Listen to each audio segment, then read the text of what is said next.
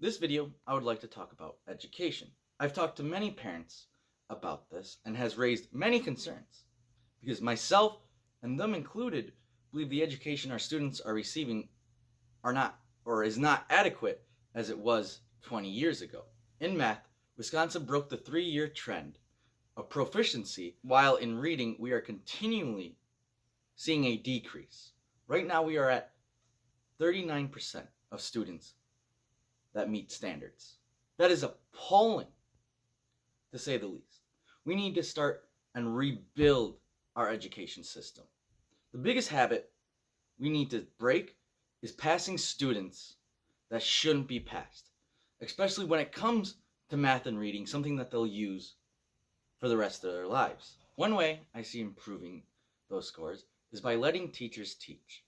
Our system has become so narrowed in the way we allow teachers to teach that it has sucked out the creativity. And we need to allow them to run their classrooms. For goodness sakes, they went to school for 4 years to learn how to do this. Let the professionals do it. On top of that, we need to allow them to discipline students and not feel the ramification from parents. Because if your child is disrupting a class, they need to be reprimanded for it. Also, we need to lower classroom sizes. Talking to teachers, I found out that they are teaching between 30 to 40 students depending on the school district. That's insane. I have trouble teaching 5 people a new board game, let alone trying to teach them algebra. That is why I would like to see classroom size being limited to 15 to 20 students, which is going to be hard due to the fact that we are facing a teaching shortage. Our southern neighbor, Illinois, is now importing teachers from the Philippines to come and teach for them. There are probably a multitude of reasons of why people aren't choosing this career, but the biggest I can see is taking on $120,000 in debt and only getting $35,000 to $45,000 in income. That's an astronomical amount of money to ask someone to take on to teach your kids and not pay them correctly. How do you expect us to get the best and brightest when we're not willing to pay for the best and brightest? That is why I believe we need to incentivize people to come into this career. And that is by raising teacher salaries and also paying for teachers' debts.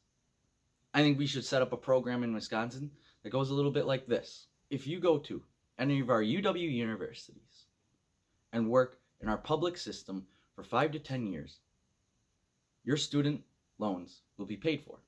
I think that's a fair deal because that way we can go to our universities and change the curriculum so we are getting the best and the brightest teachers in the country. To better the quality of life for students after high school, I would like to see a mandatory class that teaches students how to shop around for a bank, to know which bank will suit their needs, how to open a checking account, how to balance their checking account. Also, a basic knowledge of the stock market, since so much is tied to the stock market. For example, your 401k and most of your retirement funds are tied to the stock market, so you should know how it works. And also, I think the biggest thing is how to compare health coverage. So if you go to a job and you're shopping around for what job you want right after college or in the trades, you can compare what is a good premium and a good deductible and know what those things mean. And on top of that, how much is this going to cost you year round? So you can better pick the job that suits your needs at that moment. And to retain all this information, that is where I think we need to go to a full year calendar. Essentially, students would go all year round. And it's a proven fact that students do not retain their information when they go on summer break. So you're wasting a month of school just on review, rather than having them go throughout the summer so they can retain and also build upon that. And also gives some time for the kids who are struggling to catch up. And on top of it, it also helps out students who are in a bad home. They get that time away from their parents to come to school, make sure the kids who aren't getting fed are getting fed at least once a meal throughout the whole year. I think that will benefit kids and will also keep kids off the street from doing drugs, from joining gangs, and many other things. I can only see a plus from this because you will keep them in school and you will keep them learning and building knowledge. So when they come to adulthood, they're able to be constructive members of society. That is what I have for you this week.